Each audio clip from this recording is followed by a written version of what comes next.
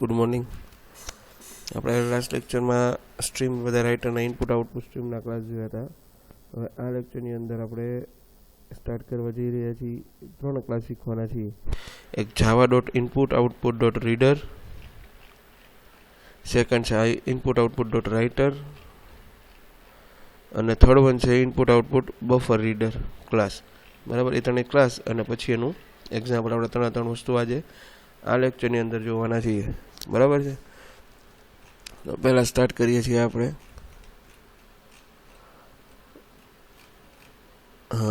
જાવા dot input output reader class.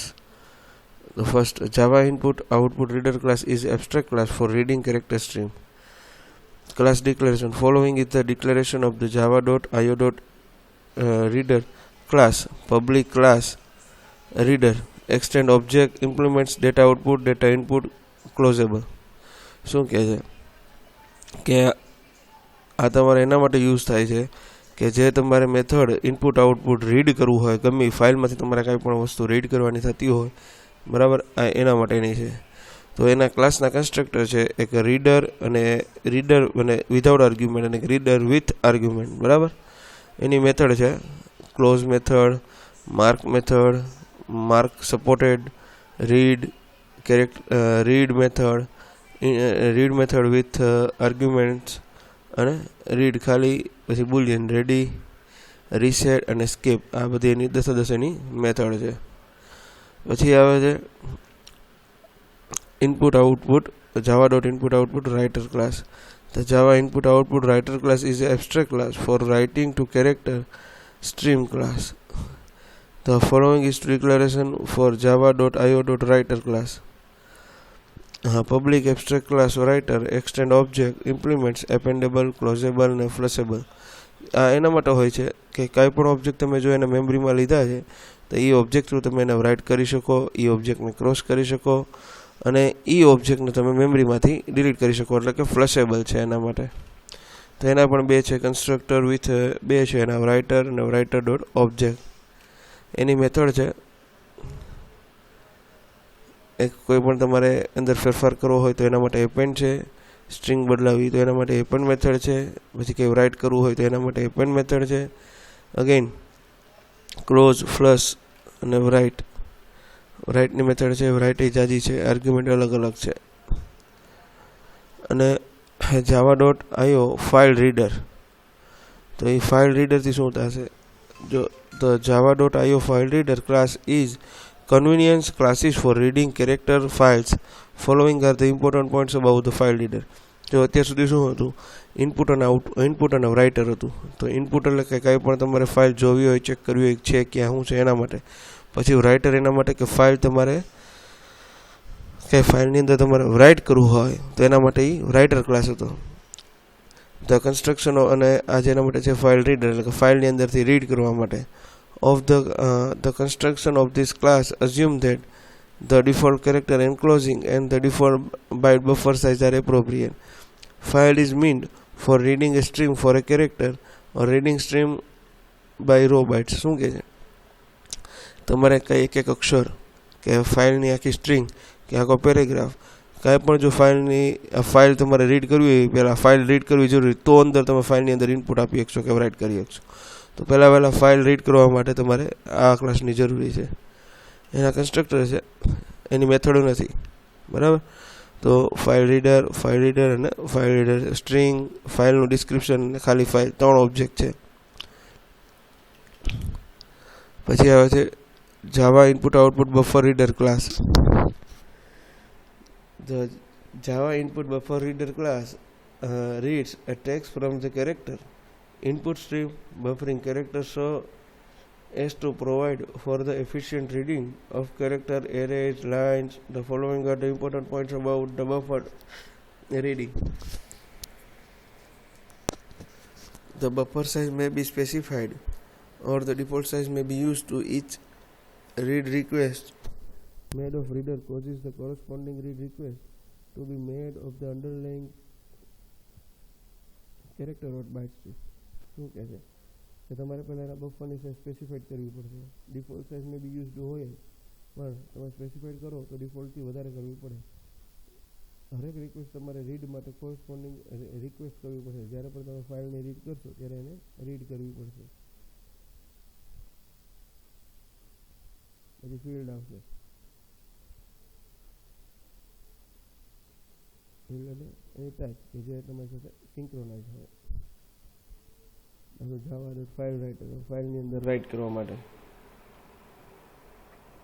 આનો inherit ક્યાંથી કરે તો કે આઉટપુટ ફાઇલ રાઇટર ક્લાસ છે કે ભાઈ inherit from output stream writer class, એમાંથી ઇનહેરિટ કરે છે. The class is use to following syntax create a file writer object given file object. તો સિમ્પલ છે, આપણે એક વારાફરતી વાર એનું લાઇન બાય લાઇન એક્ઝામ્પલ સમજીએ. બરાબર,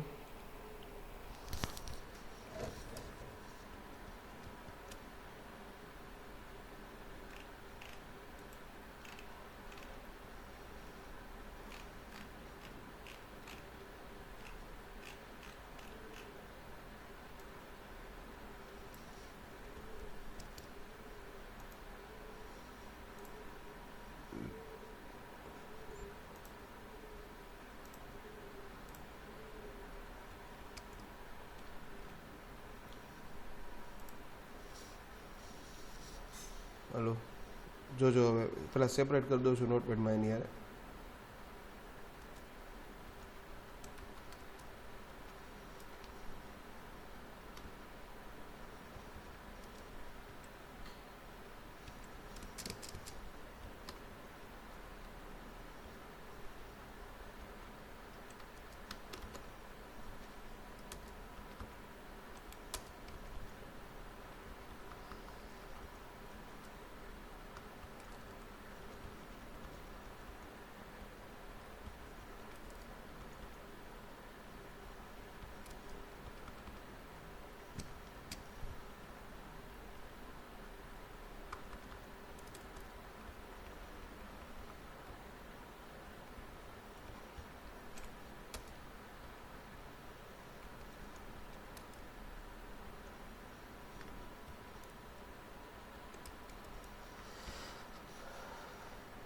જો આપણે શું કરીએ છીએ,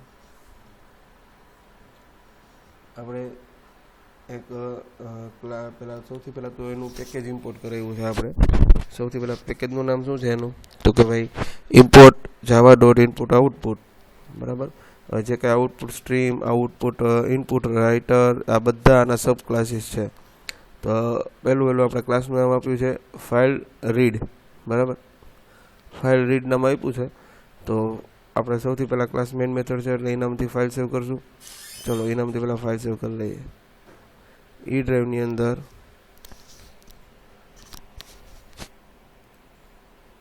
ફાઇલ રીડ, હા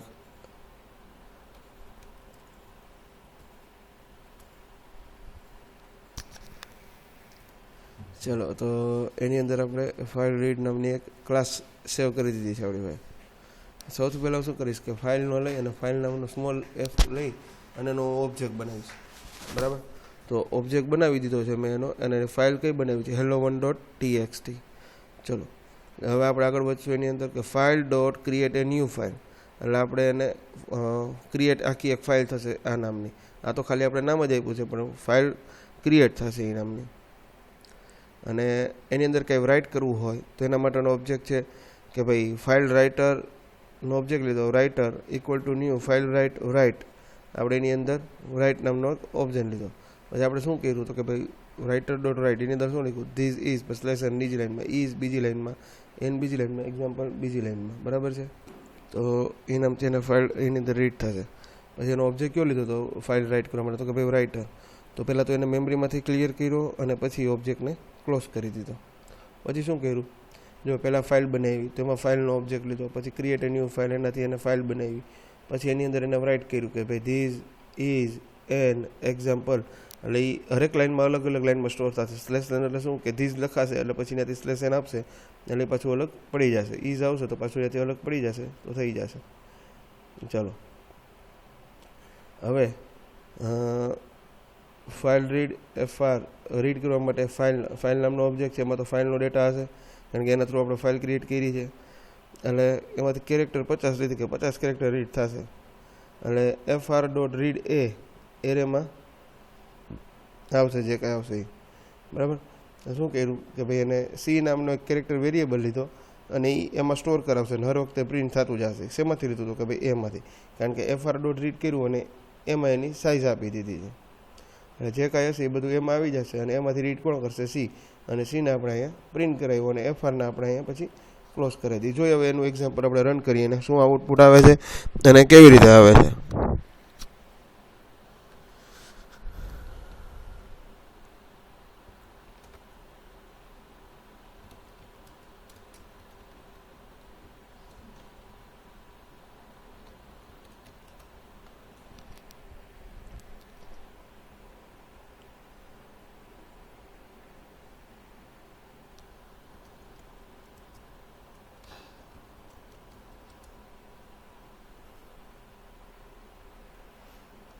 બરાબર, ફાઇલમાંથી આઉટપુટ આવી ગયું, પણ ફાઇલ બની ક્યાં હશે આપણે એ જોવું હોય યુઝરીમાં જશું.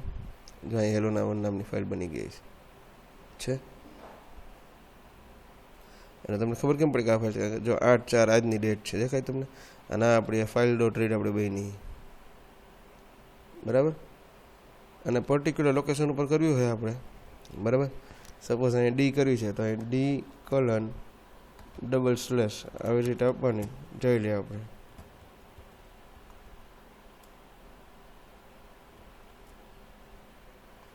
હવે જોઈ લઈએ ડી ડ્રાઈવમાં ફાઇલ બની છે આપણી.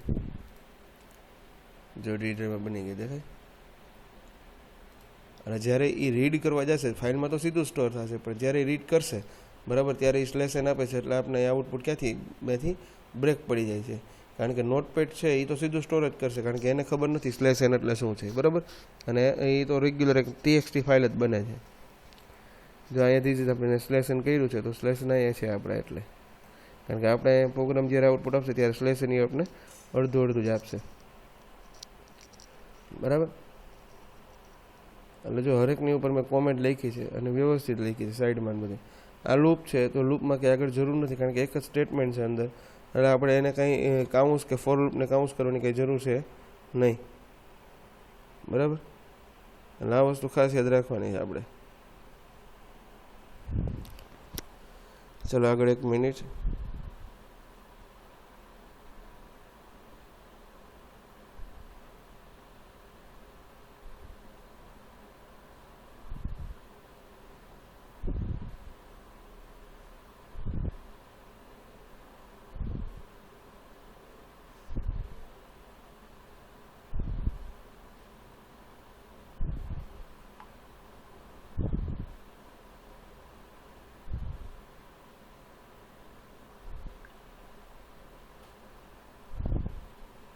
જોઈ લ્યો, વ્યવસ્થિત પ્રોગ્રામ જોઈ લ્યો તમારે, બરાબર.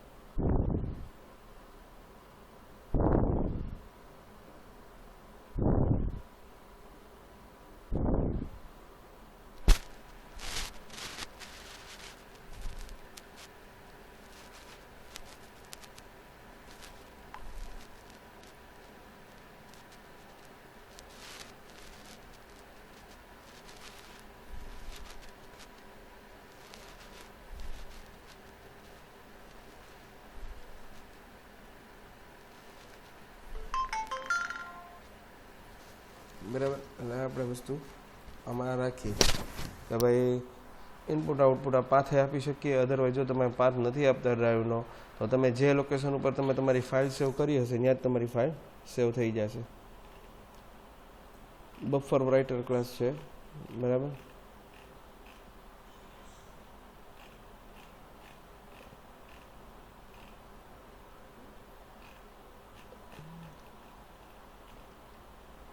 તમારે પછી આની અંદર આવે છે બફર રાઇટર ક્લાસ આવે છે, બરાબર.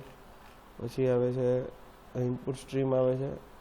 અગેન બફરની અંદર ફાઇલ ઇનપુટ સ્ટ્રીમ આવે છે. ખાલી ઇનપુટ સ્ટ્રીમ હતો, file input stream, file output stream, data input stream, બરાબર,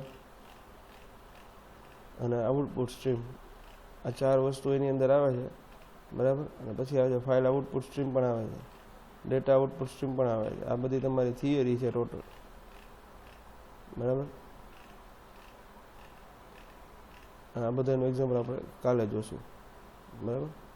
કાલે એ બધી છે મેથડ સમજશું અને એ મેથડને તમે આપણે કાલને કાલ આપણે એને પ્રેક્ટિકલ કરશું, બરાબર છે. આજના લેક્ચરમાં ટોપિક પૂરો થયો છે એટલે આટલું રાખીએ છીએ. પ્રેક્ટિકલ કરજો, હજી સ્લો સ્ટાર્ટ થશે કારણ કે તમારી એક લેક્ચર આગળ પાછળ છો એટલે આજે લેક્ચરમાં થોડુંક આવશે. પછી જેમ જેમ વધતું જશે એમ તમારે પ્રેક્ટિકલ પણ વધતું જશે. છતાંય જોઈએ આપણે એકાદી 2 મેથડ લઈ લઈએ એટલે કાલથી આપણે એ પ્રોબ્લેમ એક વધારે ના લેવી.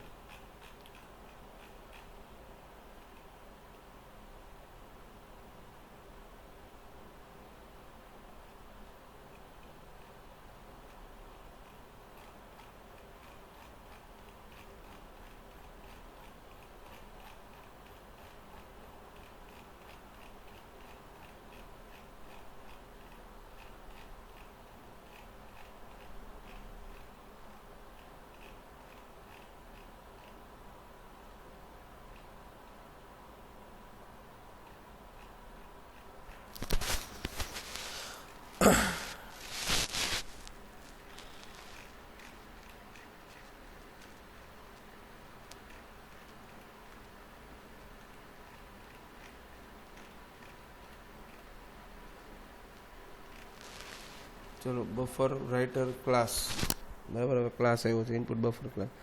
The Java input buffer writer class writes a text to character output stream buffering character so as to provide for the efficient writing or simple single characters array and string.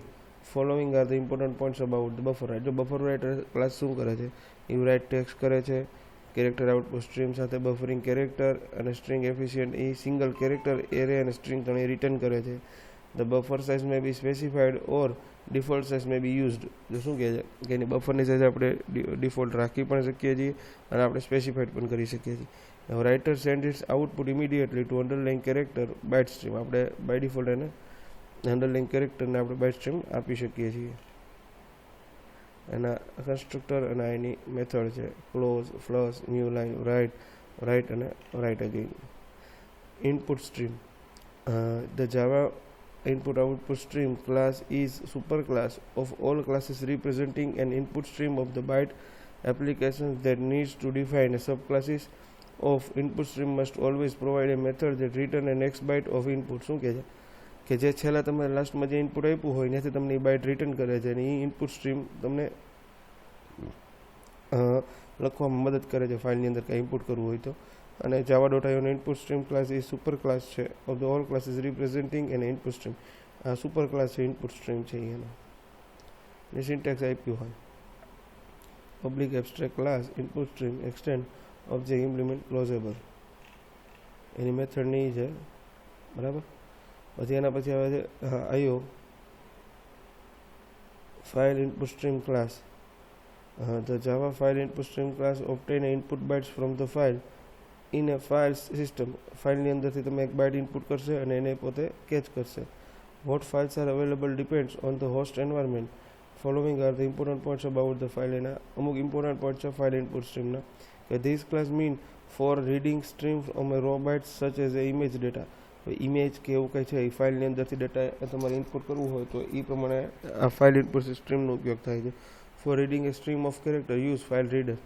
આખી stream તમારે read કરવી હોય તો તમારે file reader હોય છે, પણ જો તમારે બીજું કંઈ એની અંદર ઇમેજ ડેટા કે એવું કંઈ એક્સેસ કરવું હોય તો તમારે એના માટે ફાઇલ ઇનપુટ સ્ટ્રીમનો ઉપયોગ કરવો પડશે. બરાબર. java.io data input stream class. The java.io data input stream class lets an application read primitive Java data types from underlying input stream in a machine independent way. Following are the important points about the data input stream. શું કહે છે કે data input stream એના માટે use થાય છે કે તમારે જાવાની જે પ્રિમિટિવ ડેટા ટાઈપ છે એ પ્રમાણે ટેક્સ્ટ છે કેરેક્ટર છે સ્ટ્રિંગ છે એના માટે. An application uses a data output stream to write a data that can be later read by data input stream. શું કહે છે આ એપ્લિકેશન આઉટપુટ સ્ટ્રીમ છે બરાબર રાઇટ ડેટા કરવા હોય બરાબર રીડ કરવા હોય તો બધું એના માટે ઉપયોગ થાય છે. Data input stream is not necessarily safe for multi thread access. Thread safety is optional and it is responsible of uses a method in this class. જો એ થ્રેડ માટે થ્રેડનો ઉપયોગ કર્યો હોય તો એના માટે સેફ નથી એટલે એ આપણો ઉપયોગ ઓછા કરીએ છીએ બરાબર. હવે આપણે આ બધી મેથડ કાલ બધી તમારે જોવાની છે અને આ મેથડ અને એને કન્સ્ટ્રક્ટર કાલે આવી અને આપણે અહીંથી ચાલુ કરશું બરાબર કે ભાઈ જાવા ઇનપુટ આઉટપુટ સ્ટ્રીમ ક્લાસ.